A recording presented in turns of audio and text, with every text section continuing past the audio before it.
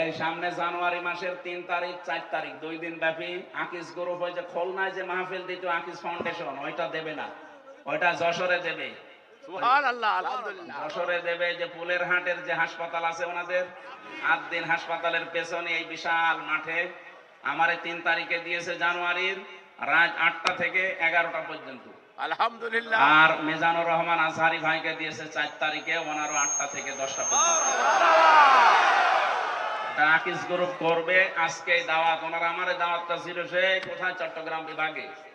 আকিস সাহেবের এই বড় ছেলে ডাক্তার মহিউদ্দিন জোর করে বলছে এখানে নেওয়া লাগবে। যশোরবাসী, নড়াইল, যশোর, ঝিনাইদহ, সাতক্ষীরা, খুলনা, বাগেরহাট 4-5 জেলার মানুষকে আমরা হাজির করব, অন্তত 10 লাখ মানুষ হবে ইনশাআল্লাহ ওই দিন। আরে ভাই আগামী বছর যে সময় বাইসে থাকবো, যে অবস্থা দেখছি কি হবে সামনে, দেখেন যুদ্ধ লেগে যায়। আমরা প্রথমটা শুরু করছি, যেহেতু প্রথমে সূরা নাহাল আছে 112 নম্বর আয়াত, খুব ভালো করে আমি বাংলাদেশের সাথে খাপের খাপ মিলাবো ইনশাআল্লাহ। জবান খুলে আগে পড়ে নেই, একটু নড়াচড়া ওঠা এগুলো কম করবেন। শুধু প্রসাব পায়খানা আর বিড়ি খাওয়া বাদ দিয়ে যেতে পারবেন না। বিড়ি খেতে পারেন, অনেকের নেশা আছে তো না খেলেও মরে যাবে, আপনি খেয়ে আবার চলে আসেন নাকি। আর আমি আকিস গ্রুপে আছি খতিব হিসাবে, ওদের বিড়ি যেন একটু বিক্রি হয়, এই জন্য আমার আবার অ্যাডভার্টাইজ করা লাগবে না, আপনারা খেয়ে আবার চলে আসবেন। আমি চট্টগ্রাম আর সিলেটে বহু ইমাম সাহেবকে বিড়ি খেয়ে ফেলে দিয়ে নামাজে দাঁড়াতে দিয়েছি।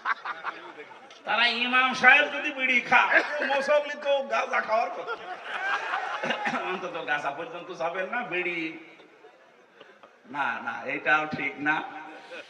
আমরা বলেছি আকিস সাহেবের যে ছেলেরা আছে কয়েকজনকে বলেছি স্যার এগুলো বাদ দিয়ে দিন, ওনারা বলছে আমরা ছেড়ে যাওয়ার ইচ্ছে আছে, আমার বাবা যাই করেছে আমরা খাবার বানাবো। ওনাদের 65টার উপরে প্রোডাক্ট তৈরি হচ্ছে এখন বাংলাদেশে। আমি মনে হয় বিড়িটা ছেড়ে দিলে ওনাদের যে এখন অর্থ সম্পদ আল্লাহ দিয়েছে, 14 বংশ বসে খাবে, টাকা পড়াবে না। সুতরাং এই হারাম কাজ যেটা, এটা ছেড়ে দেওয়া ভালো। কথাও দিয়েছে আস্তে আস্তে ছেড়ে দেবে, একবারে তো সম্ভব না। 12,000 কোটি, 14,000 কোটি, 20,000 কোটি, এত টাকা একবারে ছেড়ে দেওয়া, এই জন্য ছেড়ে দিলেই ভালো ইনশাল্লাহ। সামনে এই আপনি বিড়ি খেতে যাচ্ছেন নাকি? হ্যাঁ নেন, আমরা একটু তেলাওয়াত করি, শয়তান আশপাশে থাকলে যেন পালায়। বলেন আউযু বিল্লাহি মিনাশ শাইতানির রাজীম, বিসমিল্লাহির রহমানির রহিম।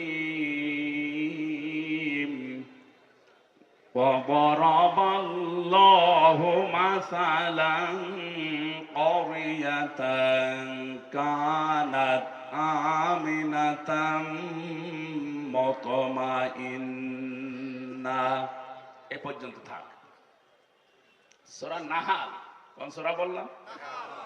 তাফসীর করার জন্য এখানে অ্যাডভোকেট গাজী এনামুল হক সাহেব আছে, বহু পুরাতন মানুষ আপনাদের, কত আলেম বসে আছে। তাফসীরের মূল নীতি উসুলে তাফসীরের প্রায় 13টা লেখা আছে।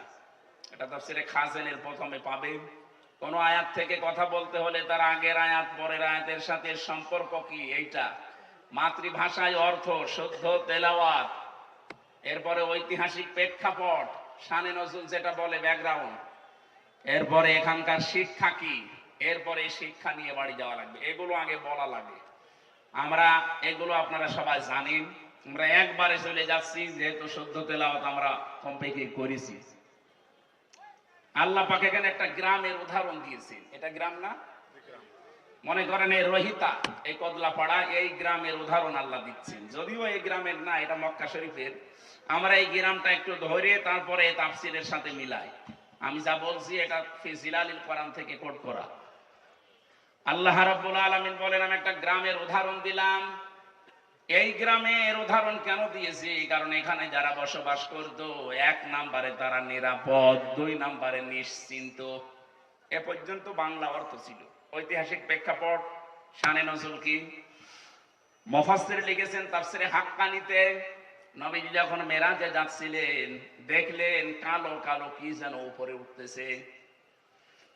বিশ্ব নবী যখন প্রথম আসমান পাড়ি দিয়ে 6ষ্ঠ আসমান 7ম আসমানে উঠবেন, তখন দেখলেন কালো কালো কি যেন পিপিলিকার মতো নামতেছে। জিজ্ঞাসা করলেন, ইয়া আখি জিবরাইল, হে ভাই জিবরাইল, আমার সফর সঙ্গী আপনি।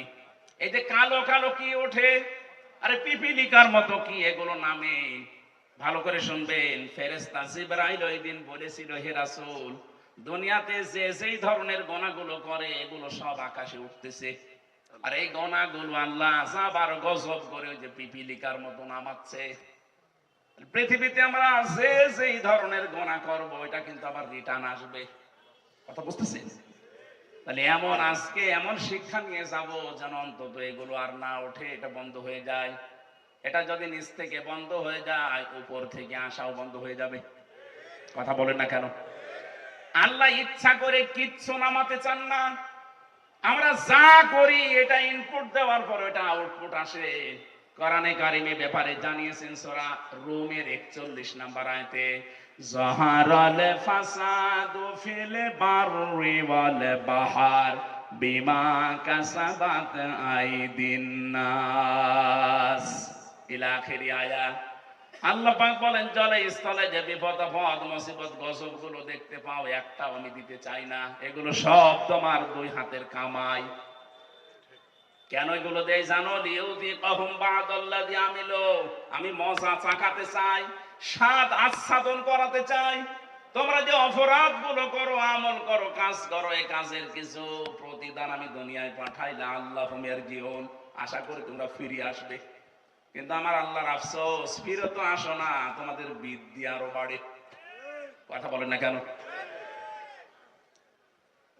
সূরা শুরার 30 নম্বর আয়াতে আল্লাহ আরেকটু বিস্তারিত ভাবে আয়াতে দিয়েছেন, ওয়ামা আসাবাকুম মিন মুসিবাতিন ফাবিমা কাসাবাত আইদিকুম ওয়া ইয়াফু আন কাসীর। জলস্তরে যে বিপদ আপদ মুসিবত গুলো আসে সব কিন্তু তোমাদের হাতের কামাই করা, অধিকাংশ তো আমি আল্লাহ মাফ করে দেই। তাছাড়া যত অপরাধ তোমরা দুনিয়ায় সংগঠিত করো সবগুলো তো উপরে উঠতেছে। এগুলো যদি আমি আল্লাহ গজব আর আযাব নাযিল করি, শ্বাস ফেলার সময় পেতে না। সুতরাং আমাদের উচিত হবে আয়াত থেকে শিক্ষা নেওয়া।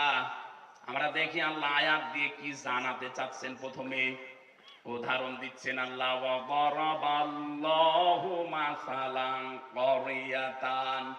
দরবা মানে দৃষ্টান্ত দেওয়া, এই দৃষ্টান্ত উদাহরণ উপমা দিচ্ছে কে? এই দেখেন, ওয়া দারাবাল্লাহু মাসালান ক্বরিয়াতান কানাত আমিনাতান মুতমাইন্না